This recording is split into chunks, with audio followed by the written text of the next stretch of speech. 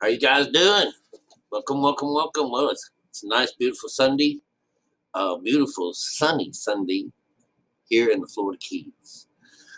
And of course, you know that I was up last night with you guys doing these Genesis books. All right, it's so wonderful. It's the first time that we've done it in this idea of the four, and we are finding that the entire Bible, from beginning to end, is done like this. Regardless of whether or not you believe it or not, you can find that out on your own by just following this idea that we have here. Okay, and I don't make it up; it's what I discovered. Of course, what comes to mind whenever we're talking about these things. And like in the stories here, we have this. We have these descendants.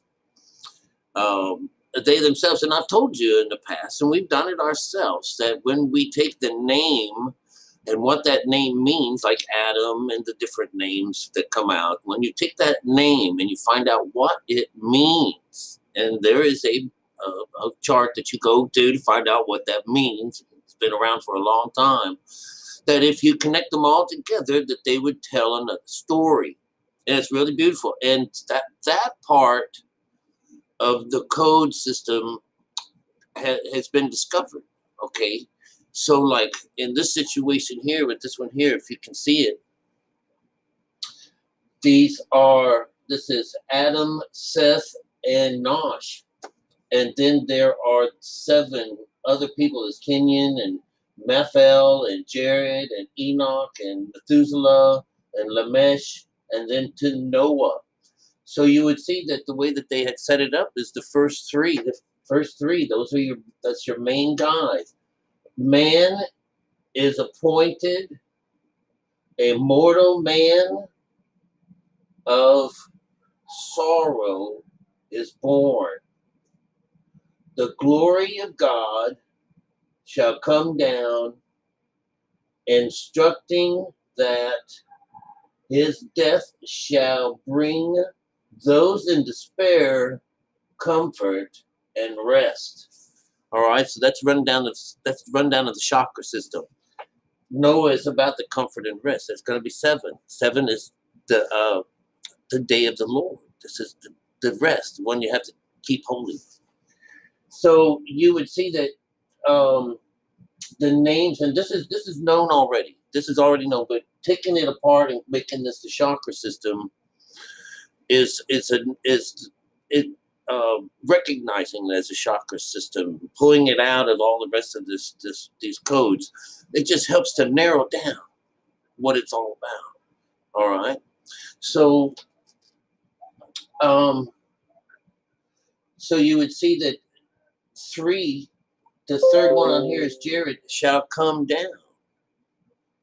And we have Enoch, this set of instructions. That's what this is here. This 4. He represents 4 in here. Enoch, and 4 is this is our instructions. That's what we're doing to understand the Bible. All right, okay. And remember, I think one of these guys. Well, let's not talk about it. 5, Methuselah. This is representing our body. His death shall bring. So 5 is talking about we have to kill the body, right? And we understand that we don't really kill the body. We're just separating what is above from below, and a meditation phase. And so, but so what it does is it'll take those people that are. This is 6, the works, all right, that are in despair. Because let me tell you, you're learning the fear of God when you're in this place. This is the 6 when you're doing this Lamesh. So those that are in despair, they will be brought 7. They'll be brought comfort and rest, and that's the promise of God when we make it over to the other side. But they're talking. If you read this right off the top, that at his death, your death will bring rest to you. But this is where I get come kind of crazy, because everyone says, you can't do anything until you're dead. Well, the knowledge that we're getting from this Bible here is that you can die before you die. It will bring you life. And it's telling us that our younger years and stuff like that are folly and are in vain. Or in vanity. So that means all of the younger parts. This is this idea of being Esau first, and then becoming Jacob by robbing Esau, by taking his birthright and taking it a long way. So he's the one that increases and stuff like that. So it's really beautiful how these stories are all going. We want to reclaim, and the birthright is what God promises to give you. All right. And, as the stories go, it's you're given this land, you know, and that land is you. You're giving back yourself, because until then you've been given to someone else, and Father runs off with you, like the little Satan that he is, and we just have a great time. All right. And sometimes it can go a little too far. But that's the idea. It's excess. It's, dude, I get too much. I'm not going to do that again. Oh my God, I drank so much last night. But then another week shows up and you do the same thing over and over again. This is Saturn. Saturn loves people who repeats themselves and gets into these things where they're constantly doing the same things over and over again. Satan loves that, and if you can't keep it up and you fall down and you get prodded on and run over by God, Satan loves that too. All right. But what happens if you climb above everybody else and you become in charge and you start like you're the Pope now? Satan really loves that. All right. So this is this, and it keeps things going. It keeps up. You're always feeding this fire, hell. And it's putting out good things and it's putting out bad things. But all these things are children of hell. They're spotted sheep, the whole thing. It's not that. And so with the stories that we're talking about is the husbandman, which got later on in the New Testament. Jesus tells us that his father is a husbandman. So he is like a farmer. And he's planting all these seeds. And we find that there's these seeds that they have in here. We find out that seed is our soul. That little part inside of us. This is what's got to grow. This is what's got to let loose. And when we do let it loose, it grows. This is when you plant in your vineyard,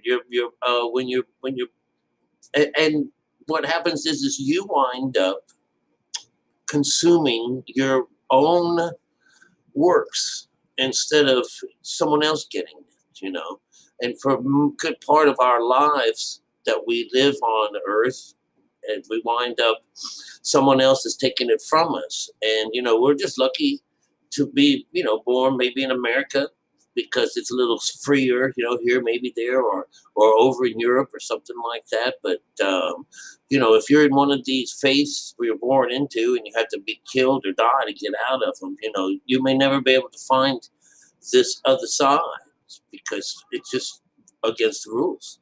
Well, it's against the rules too in America. But the idea is that, we do have freedom of thinking and stuff like that. And it's that little bit of questioning and not really catching on or seeing past something, along with me and my dyslexia, able to see the two things in one place. And then literally just boom, out, there it is, man. There it is. Oh my God, what a great discovery it has been. But trying to tell people, hey, here's the rules of the Bible. This is what it's telling us. It's not a good news. The gospel, good news. It's on the outside. They call it the good news. It's not really all that good news. What we've been discovering is that we all come down here in hell. We all, and without this knowledge that I've gained recently, within the last 4 years or 3 or 4 years. I would still be in the rut. I'd still be in this going over the same old thing, going over to church and going this and always keep doing the same. It's totally different now. There's no more Saturn being, ruling in your life. And so new things happen all the time. And it's a good thing. And you become under a better counsel. And so, perhaps your thinking is just a little more better, in a way that when we just like this thing says, we sought this through sorrows, it was a place where I said, hey, nothing's working. And then after you hear all these stories about, you know, how Jesus and how Buddha and all these guys, they've come to the same realization. Well, let's say more along the lines of Buddha. That they tried all these different ways, tried them all, you know, which would have been the story about traveling.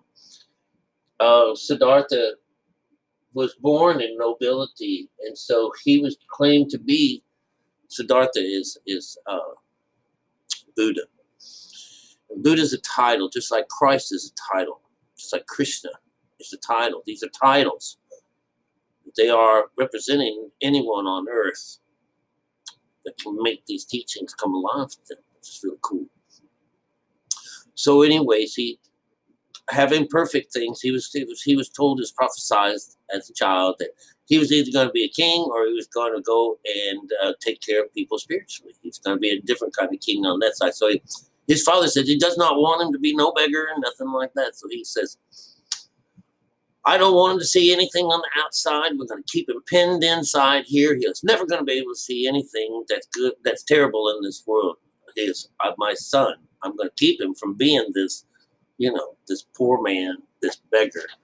Which is what they did back then. That didn't work. He broke out and he found about people.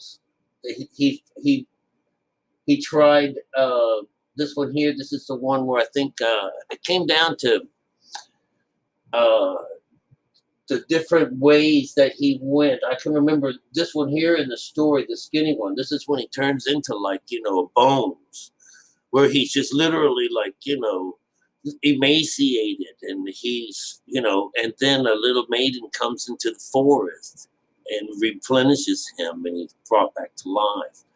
It's a beautiful story, but that's how that works. That's how we get over to this other side. It's this little maiden comes out, and, you know, gives him a little bit of food, brings him back to life again. It's just absolutely beautiful. So he had to discover for himself that, you know, it's not riches, it wasn't this and that, you know, and it wasn't, but, you know, you can starve yourself to find this thing, you know, but, you know, it's really about this idea of having to take yourself to death in order and to make it over to this other side. And this other side is like, I've had enough. I've had enough. I want to set my people free. And, you know, when you put God's name in there, God's word, he wants to take his child. He wants to catch it from you. He wants to get it out of you. He wants to free it up. Take it out of its bondage. Take it out of Egypt. You know, take it out of its grave. That's what we would wind up finding out from Jesus. Let that die out. Plant that seed correctly. And this is all this is seed. So when we're in our younger ages and younger days or younger lives, we're running around with Father, no matter where we pop up on earth, we're going to run into religion, and it's going to put us through the works. All right? That's the business end of things. That's what it has to do. And then out of that group of people who are faithful members of the Christ followers or Krishna followers, or those that intent on meditating their way into nirvana, they are all one day going to be granted out of this group of people. They're going to pull out those people that God selects out of that. And don't know when that's going to happen, but when these people are actually trying and learning that, hey, I understand what it means now to honor mother and father. And that has to do with meditation. So you just start practicing and practicing and practicing until you get it to fix. You go in, this is like knocking on the door, being consistent with it. One day, and it says, you knock on the door, it'll answer for you. But it's only picked out of the group of people that are God's followers. This is those people that actually fear God, whether they know what God is or not. This is the group of people, those people that are religious oriented. Because we find that we are wired. We are wired for God already. We're wired for it. All right. That's why when religion comes in, it's the stranger among us. All right. and the gospel becomes a snare. That snare is located and meant to capture your foot as you go do your trespassing against God. All right? And so remember, that's how we pray. We say, Our Father who art in heaven, hallowed be thy name. Thy kingdom come, thy will be done on earth as it is in heaven. The heart chakra. Thy kingdom come, thy will be done on earth as it is in heaven. That's all your heart. And your stomach. Give us this day our daily bread. Bread of thoughts, good thoughts. Then lead us not into the sacrum, the sacred sacrum. So that, what is it? Forgive us of our trespasses as we forgive those that trespass against us. And then the lower chakra, the root chakra, lead us not into temptation, but deliver us from evil. All right? That's God's descent. It comes down. When it comes down to conquer, baby. It's going to take you out. It's going to chop you off at your ankles.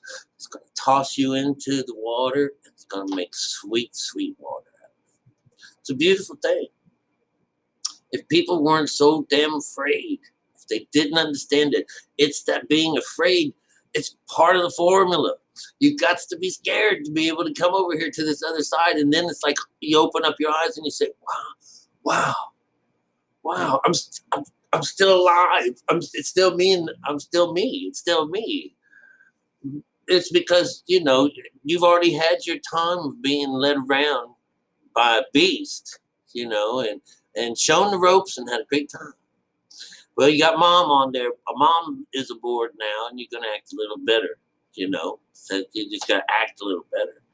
But again, it's one of those things where this is joined together with you. They want to be with you. It's a partnership.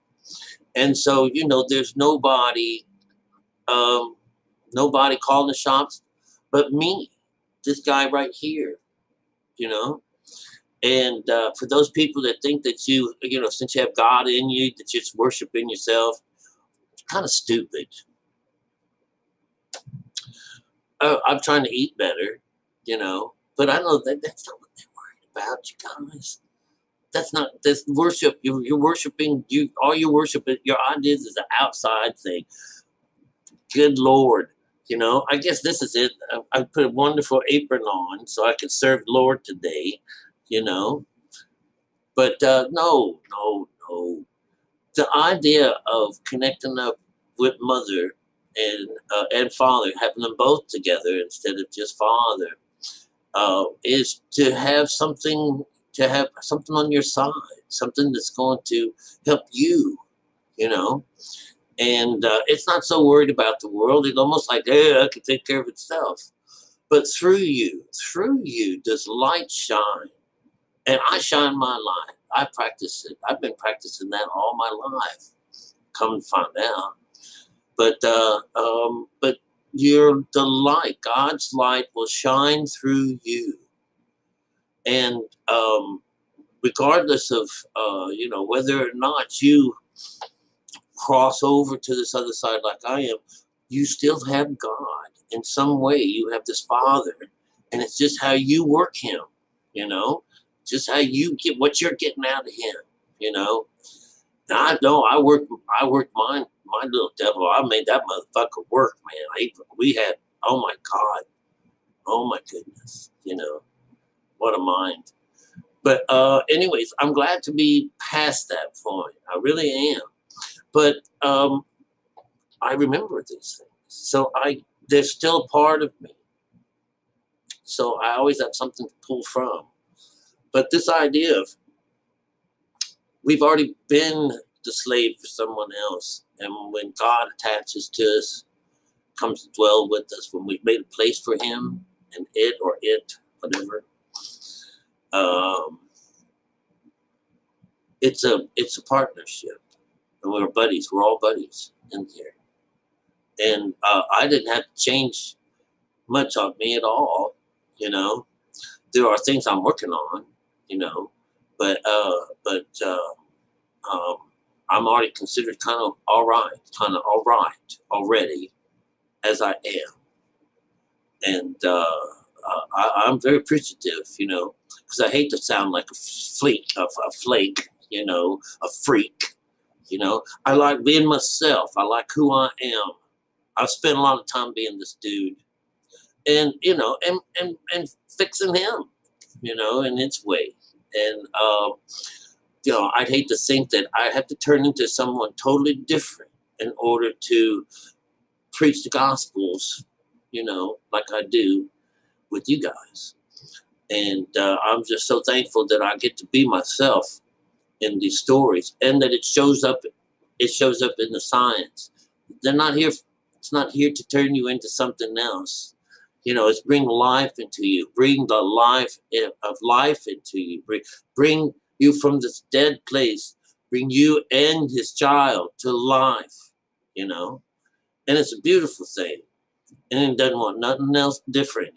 I love you just as you are. Okay. So, anyways, I hope the best to you guys. All right. Happy Sunday. We'll get right back into business. You know, because the stories now, you know, chapter 10 in these stories, it's the beginning of another story. That's one. All right. So it's like we did these to Noah. Hey, oh my goodness, here we go now. It's time for the Tower of Babel and la la la la la. You know, if you want me to take apart any particular part of the book, you can just write down there, hey, Rick, let's hear about this. Tell us about this story. And I'll do it. I'll do whatever you tell me. All right. I love y'all. I damn sure do. And if you're new, welcome aboard. I'm trying to make it easy to understand. But this breakdown of our Bible using the code and using this world format. Anyone can do this, and I want you to try it. You just read your Bible all the time like this. It'll fall apart right before your eyes. Welcome aboard.